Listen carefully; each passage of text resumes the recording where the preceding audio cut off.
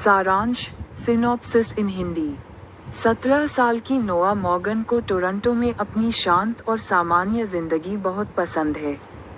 लेकिन उसकी दुनिया उस वक्त पलट जाती है जब उसकी मां एक क्रूज ट्रिप से अचानक एक अरबपति से शादी करके लौटती है और घोषणा करती है कि अब वे लॉस एंजेलिस शिफ्ट हो रहे हैं। नोआ को अचानक एक चमचमाती दुनिया में धकेल दिया जाता है जहां अवैध स्ट्रीट रेस, भव्य पूल पार्टीज और बिगड़े अमीर बच्चों की भरमार है। और उसका नया सौतेला भाई निकोलस उन सबसे ज्यादा बिगड़ा हुआ है।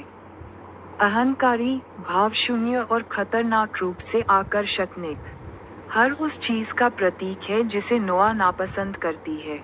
लेकिन जब उसे पता चलता है कि निक की बुरा लड़का वाली छवि महज दिखावा नहीं बल्कि हकीकत है, तब उसके लिए खतरे की घंटी बज जाती है। लेकिन दोनों ही उस तीव्र आकर्षण को रोक नहीं पाते जो उनके बीच पैदा हो गया है, इतना जबरदस्त कि उनकी पूरी दुनिया हिलाकर रख देता है।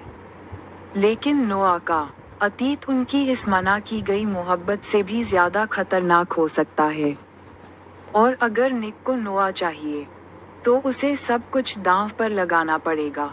मेरी समीक्षा, माय रिव्यू इन हिंदी। नोआ की जिंदगी पूरी तरह बदल जाती है जब उसकी मां शादी कर लेती है और उन्हें टोरंटो छोड़कर एलए शिफ्ट होना पड़ता है। लेकिन उसे सिर्फ एक नए घर के साथ नहीं बल्कि अपने नए सौतेले भाई निक से भी तालमेल बिठाना है, जो उसके लिए बेहद चिड़चिड़ा और परेशान करने वाला है। पर जल्द ही उनके बीच कुछ ऐसा शुरू होता है जिसकी किसी ने कल्पना नहीं की थी। मैं इस किताब को पढ़ने के लिए बहुत उत्साहित थी, खासकर कल्पमिया फिल्म देखने के बाद जिसे मैं बेहद पसंद करती हूँ। किताब ने मुझे निराश नहीं किया।